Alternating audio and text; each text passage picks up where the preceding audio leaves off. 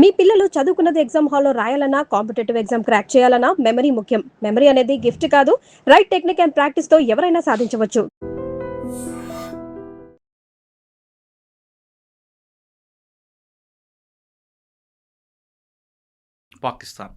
పాకిస్తాన్ జలసంధి. జలసంధి ఒప్పందం ఏంటి? ఆ ఒప్పందం ఉల్లంఘిస్తే మేము ఖచ్చితంగా భారతం మీద అటాక్ చేస్తాం, వారి చేతులు నరుకుతాం, భారత యొక్క ఆనకట్టలను బ్లాస్ట్ చేస్తాం అంటూ పాకిస్తాన్ ఇచ్చిన వార్నింగ్గా తీసుకోవాలా? దానికి కౌంటర్గా మనం వేయాలి. అంటే అసలు పాకిస్తాన్ జలసంధి టాపిక్ వెళ్ళే ముందు అసలు పాకిస్తాన్ కాశ్మీర్ అనేది పాకిస్తాన్దా కాదా? అసలు ఆ పీఓకే మీద మనకున్న స్టాండర్డ్స్ ఏంటి? వాళ్ళకున్న స్టాండర్డ్స్ ఎందుకు ఎక్కువగా జరుగుతుంది? అదే పీఓకే మీద బలూచిస్తాన్ కూడా ఈ మధ్యన వాళ్ళు కూడా వార్ చేస్తున్నారు. దీని మీద మీరు క్షుణ్ణంగా చెప్పండి. ఒక 20 క్వశ్చన్లు అడిగేశారు సార్. ఒక్కొక్క క్వశ్చన్ గురించి మాట్లాడదాము. ఆపరేషన్ బ్లూ స్టార్ మీద ఎప్పుడైనా ఒక లాంగ్ వీడియో చేద్దాం. రైట్. అంటే దాని రూట్స్ నుంచి కొన్ని విషయాలు మాట్లాడదాము. ఎందుకు అది జరిగింది, ఎందుకంటే ఎస్పెషలీ ఒక సిక్ లాగా నేను మాట్లాడడం చాలా అవసరం. సో దాని గురించి ఖచ్చితంగా ఫ్యూచర్లో మేబీ నెక్స్ట్ వీక్ ఆ వీడియో చేద్దాం. ఒక ప్రశ్న నేను స్టార్ట్ చేస్తాను సార్. పాకిస్తాన్కి కశ్మీర్ మీద అసలు అధికారం ఏంటి? ఇది బేసిక్ ప్రశ్న సార్. దీనికి అసలు ఏ ప్రమాణమే లేదు సార్. కశ్మీర్ పాకిస్తాన్ది అని పాకిస్తాన్ చెప్పుకోవడానికి పాకిస్తాన్ దగ్గర అసలు ఏ ప్రమాణమే లేదు. కేవలం ఒకే ఒక ప్రమాణం ఉంది సార్. ఏంటంటే 1947లో ఇండియా పాకిస్తాన్ 2 దేశాలుగా విభజించబడ్డాయి సార్. రైట్. అప్పుడు ఇండియన్ ఇండిపెండెన్స్ యాక్ట్లో ఏం రాసింది అంటే ప్రిన్స్లీ స్టేట్స్ దగ్గర ఆప్షన్ ఉంది. నువ్వు ఇండియా అంటే ఇండియా జాయిన్ అవ్వపో, నువ్వు పాకిస్తాన్ అంటే పాకిస్తాన్ జాయిన్ అయిపో, లేదు నేను ఇండిపెండెంట్గా ఒక నేషన్ లాగా మిగిలిపోతాను అంటే అలా కూడా మిగిల్చుకో అన్నట్టుగా ఒక 3 ఆప్షన్లు అందరికీ ఇచ్చారు సార్. అప్పట్లో జేఎండ్కేకి రాజు మహారాజా హరీ సింగ్ అని చెప్పి ఒక రాజు సార్. ఆ హరీ సింగ్ ఏం చేశాడంటే నేను ఇండిపెండెంట్గా ఉంటాను అన్నట్టుగా తను నిర్ణయించుకున్నాడు. కానీ మనం జమ్మూ అండ్ కాశ్మీర్ లొకేషన్ చూసుకుంటే కనుక అది చాలా ఇంపార్టెంట్ స్ట్రాటజిక్ లొకేషన్లో ఉంది. అంటే ఇండియన్ సబ్ కాంటినెంట్ని సెంట్రల్ ఏషియా నుంచి కనెక్ట్ చేసే మధ్యలో జమ్మూ అండ్ కాశ్మీర్ ఉంది. ఇంత స్ట్రాటజిక్ లొకేషన్లో ఉంది కాబట్టి అది ఇండిపెండెంట్ నేషన్గా అయితే మిగలడానికి వీల్లేదు. పాకిస్తాన్ కూడా ఒక విషయం ఏమర్థమైందంటే ఈ కశ్మీర్ నా దగ్గరకు వస్తే మీరు మ్యాప్ చూడాలి sir. Afghanistan, Pakistan, India map చూసుకుంటే కశ్మీర్ పిఓకే మీద పాకిస్తాన్ కబ్జా లేదు అంటే పాకిస్తాన్కి కూడా సెంట్రల్ ఏషియాకి కనెక్షన్ లేదు సార్. పాకిస్తాన్ కూడా సెంట్రల్ ఏషియా కనెక్షన్ కావాలి అంటే పిఓకే వాళ్ళ దగ్గర ఉండాలి సార్. సో ఇది అర్థమైపోయిన పాకిస్తాన్ మహారాజా హరీ సింగ్ మీద కొంచెం ప్రెషర్ బిల్డప్ చేయడం స్టార్ట్ చేసింది. ఆ ప్రెషర్కి ఆయన గివప్ చేసి ఒక సంధి పాకిస్తాన్తో సైన్ చేయించుకున్నాడు సార్. ఆ సంధి పేరు స్టాండ్ స్టిల్ అగ్రిమెంట్. ఏమైందంటే సార్ 1947 నుంచి 1950 వరకు మనందరికీ తెలుసు 563 నుంచి 565 ప్రిన్స్లీ స్టేట్స్ని మనం మన దేశంలో ఇంటిగ్రేట్ చేసుకున్నాము. థ్యాంక్స్ టు సర్దార్ పటేల్ గారు sir. Grand salute to him. ఆయన ఉన్నారు కాబట్టి ఈరోజు మన భారతదేశం మ్యాప్ ఇలా ఉంది సార్. ఆయన ప్లేస్లో ఇంకెవరైనా ఉంటే ఇందులో సగం కూడా భారతదేశంలో మ్యాప్ ఉండేది కాదు సార్.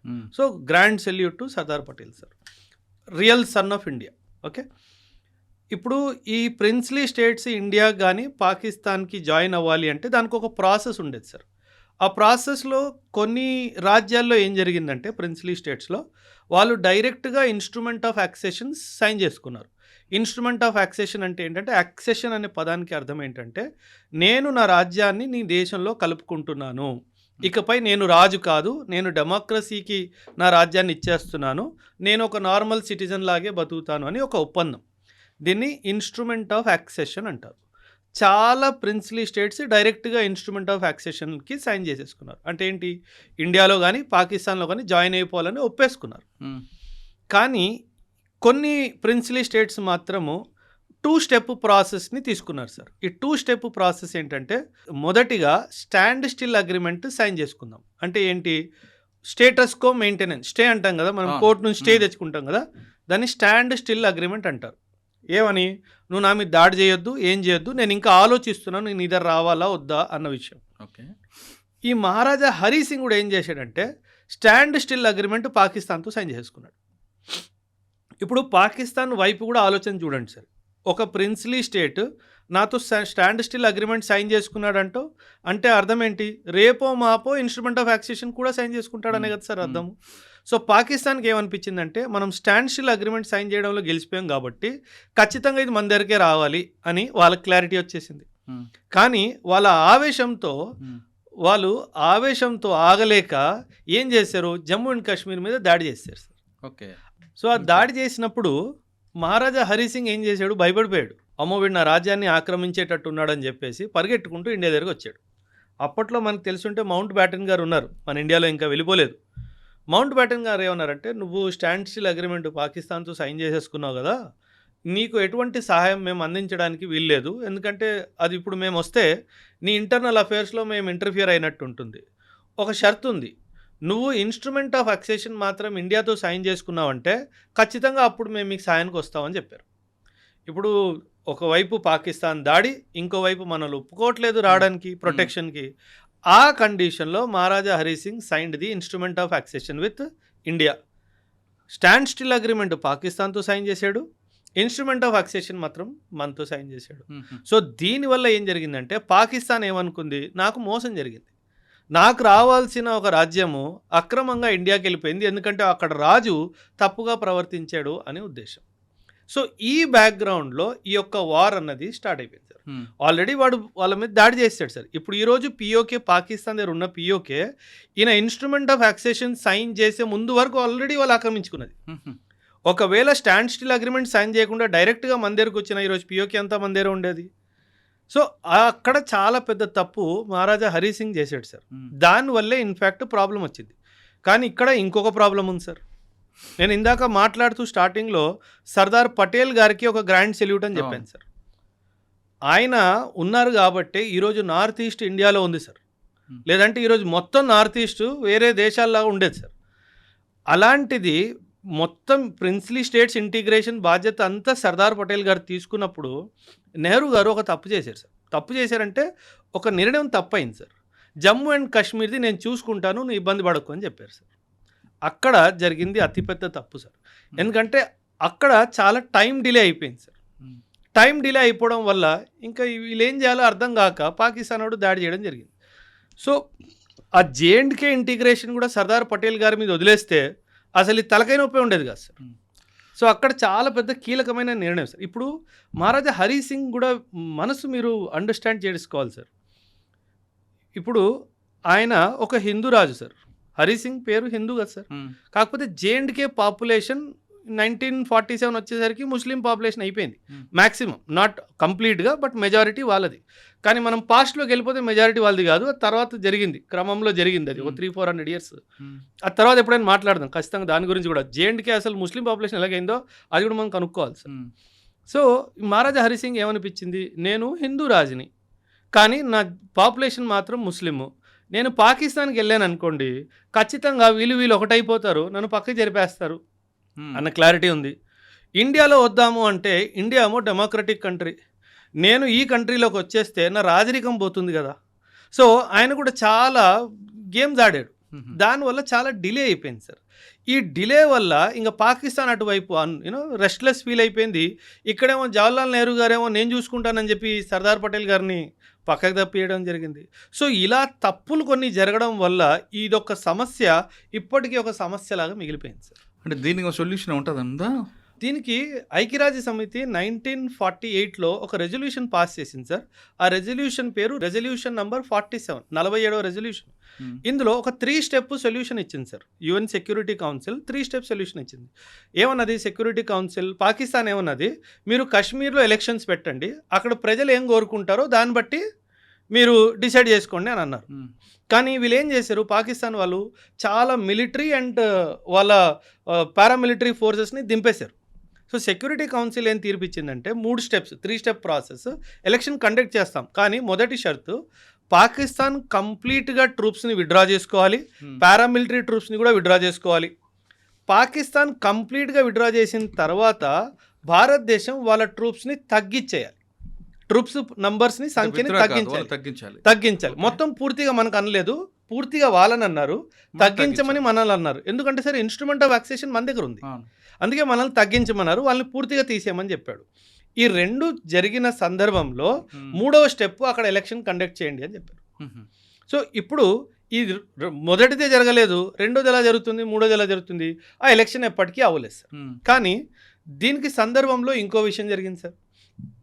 జేఎండ్కేకి మనం స్పెషల్ స్టేటస్ ఇచ్చాం సార్. స్పెషల్ స్టేటస్ ఆర్టికల్ 370 370లో మనం ఇచ్చాం సార్. స్పెషల్ స్టేటస్ ఇచ్చాము. ఆ స్పెషల్ స్టేటస్ వల్ల వాళ్ళకు కూడా ఒక రాజ్యాంగం ఉంది. జేఎండ్కే has its own constitution sir. వాళ్ళ రాజ్యాంగం ఉంది, వాళ్ళ జెండా కూడా వేరేగా ఉంది. సో ఏం జరిగిందంటే వాళ్ళ రాజ్యాంగానికి కాన్స్టిట్యూయెంట్ అసెంబ్లీ అంటే ఒక కమిటీని ఏర్పాటు చేసి వాళ్ళు కూర్చొని రాజ్యాంగాన్ని రాస్తారు సార్. ఈ కమిటీని ఎవరు ఉండాలి అన్నది వాళ్ళు ఓటింగ్కి వెళ్ళారు. అంటే వాళ్ళ రాజ్యాంగం రాసుకునే కమిటీ కాన్స్టిట్యూయెంట్ అసెంబ్లీ ఓటింగ్ ద్వారా నిర్ధారించబడింది సార్. నేను ఎందుకు ఇది చాలా అంత స్పష్టంగా చెప్తున్నానంటే 1956లో వీళ్ళ కాన్స్టిట్యూషన్ని వీళ్ళు అమలు పరుచుకున్నారు. అడాప్షన్ అయింది, అమల్లోకి 1957లో వచ్చింది. 1956లో జమ్మూ అండ్ కాశ్మీర్ కాన్స్టిట్యూషన్లో 3వ సెక్షన్లో వీళ్ళు ఏం రాశారంటే Jammu and Kashmir was is and will be an integral part of India అని రాసుకున్నారు. అంటే ఐక్యరాజ్య సమితి ఎలక్షన్ గురించి మాట్లాడింది, దేనికి ప్రజలకు ఏం కావాలి అని. కానీ తర్వాత కూడా ఎలక్షన్ జరిగింది కాన్స్టిట్యూయెంట్ అసెంబ్లీ నిర్ధారించడంలో. ఆ కాన్స్టిట్యూయెంట్ అసెంబ్లీలో రిప్రజెంటేటివ్స్ ఎవరైతే ఎన్నికై వచ్చారో వాళ్ళే నిర్ణయం తీసుకున్నారు జేఎండ్కే ఇస్ పార్ట్ ఆఫ్ ఇండియా అని. అయిపోయింది కదా సార్ తీర్పు. So that is what India said. ఎప్పుడైతే వాళ్ళ కాన్స్టిట్యూయెంట్ అసెంబ్లీ మేము ఇండియాలోనే భాగం అని చెప్పి నిర్ణయించుకున్నారో ఆ తర్వాత యుఎన్ సెక్యూరిటీ కౌన్సిల్ అసలు మాకు సంబంధం లేదు, బికాజ్ యూ సెడ్ ఇది. అదే కాదు సార్, 1952లో అప్పట్లో Sheikh Abdullah prime minister of J and K, వాళ్ళకి ప్రైమ్ మినిస్టర్ ఉండేవాళ్ళు చూడండి. Prime minister of J and K Sheikh Abdullah 1952లో ఒక అగ్రిమెంట్ సైన్ చేసుకున్నాడు సార్. ఆ అగ్రిమెంట్ పేరు ఢిల్లీ అగ్రిమెంట్. ఆ ఢిల్లీ అగ్రిమెంట్లో కూడా సిటిజన్షిప్ సంబంధించి ఒక క్లాజ్ ఉంది.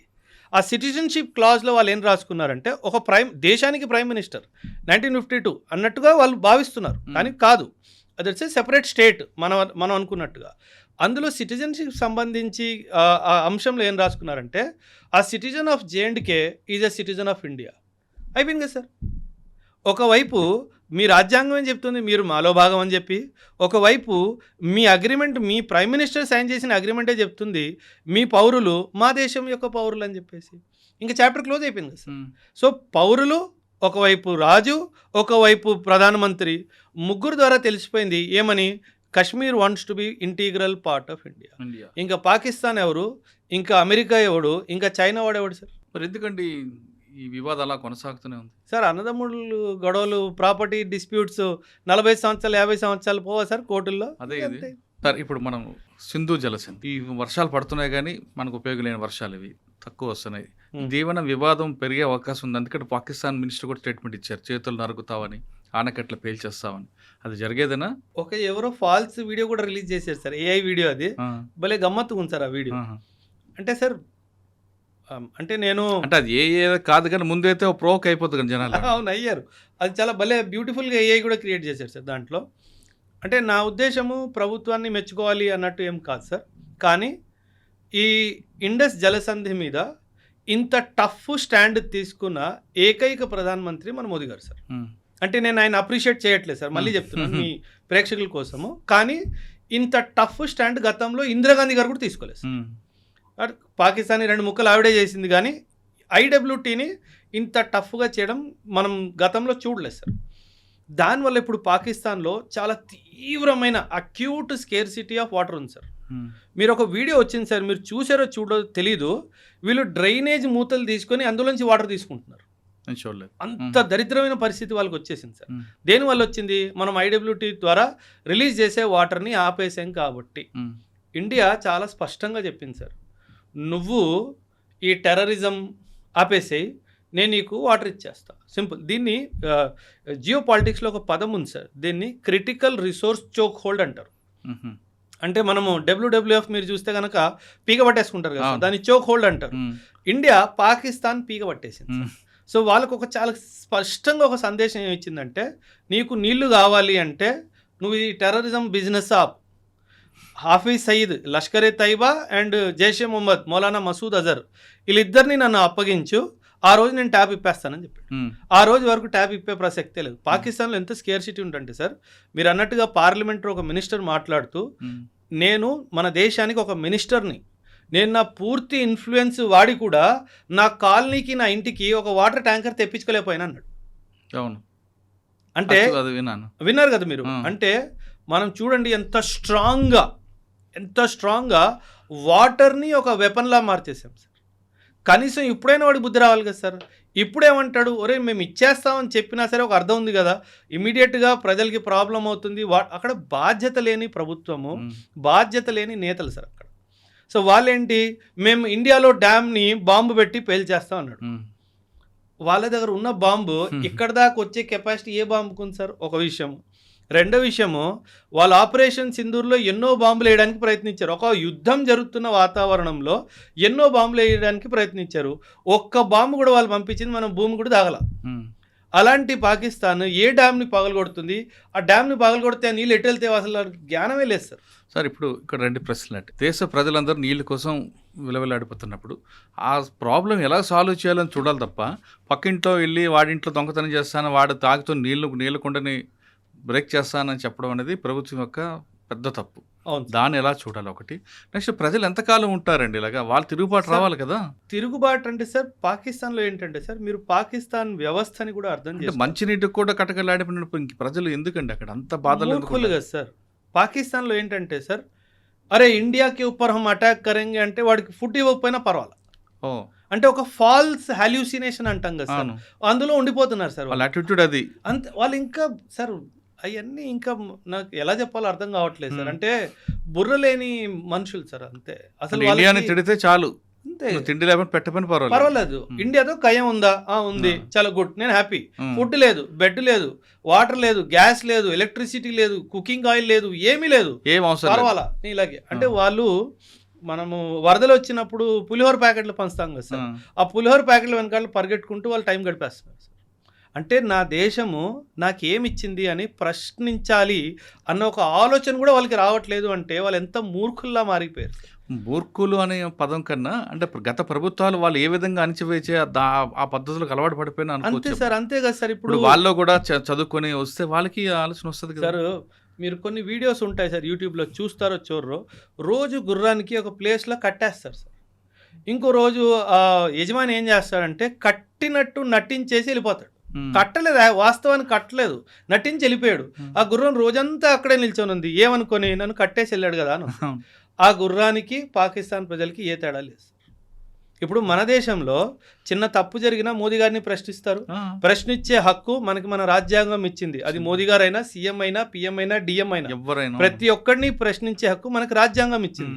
అక్కడ కూడా ఇచ్చింది, కానీ ఆ హక్కు ఉంది అని చెప్పి వాళ్ళకి ఎవరు తెలియజేయట్లేదు ఎవరు వాళ్ళకి. సో అందుకే వాళ్ళు ప్రజల్లో అవగాహన కల్పించే బాధ్యత ప్రభుత్వం తీసుకోలేదు. అంటే వాళ్ళు ఎడ్యుకేట్ అయితే వీళ్ళు ప్రభుత్వం తిరగబడతారని. అందుకే అక్కడ ఎడ్యుకేషన్కి అంత వెయిట్ లేదు సార్. వాళ్ళు ఏంటంటే మూర్ఖుల్లా పుట్టారు సార్. ఒక సింపుల్ స్పిరిచువల్ మాట సార్, ఆ దేశానికి పునాది ఒక అబద్ధం సార్. పునాది అబద్ధం అయినప్పుడు మీకు గ్రోత్ కానీ ఒక పాజిటివ్ థింకింగ్ కానీ ఎలా వచ్చేస్తుంది సార్? రాదు. ఎందుకంటే పునాది అబద్ధం కాబట్టి వాళ్ళు అలాగే ఉండిపోయారు, మనం ఎక్కడికో వెళ్ళిపోయాం సార్. సో పాకిస్తాన్కి మనకి ఆర్థికంగానో, సామాజికంగానో, పొలిటికల్గానో, రాజరికంగానో అసలు దేంట్లో అసలు కంపారిజనే లేదు సార్. అంటే మన భారతదేశ ఆనకట్ల మీద బాంబులు చేయడం అనేది వాళ్ళ మభ్య పెట్టడానికే సార్. దీపావళి వస్తుంది సార్, కొన్ని 2-3 నెలలు పోతే దీపావళి వస్తుందేమో. అందులో ఒక మిర్చి పటాకా అని ఉంటుంది. అవును, 5 రూపాయల ప్యాకెట్ వచ్చేది నేను చిన్నప్పుడు ఉన్నప్పుడు. ఇప్పుడు ఎంతకు వస్తుందో నాకు ఐడియా లేదు. వాళ్ళ దగ్గర మిర్చి పటాకాలు కూడా సరివేనీ లేవు సార్, అన్ని చైనా తుపాస్ పటాకాలు. వాళ్ళు సార్ మీకు గుర్తుందో లేదో, ఆపరేషన్ సింధూర్ అప్పుడు వాళ్ళు పంపించిన మిజైల్స్ పేలకుండా వచ్చినట్టు వచ్చి మన దగ్గర పడిపోయాయి.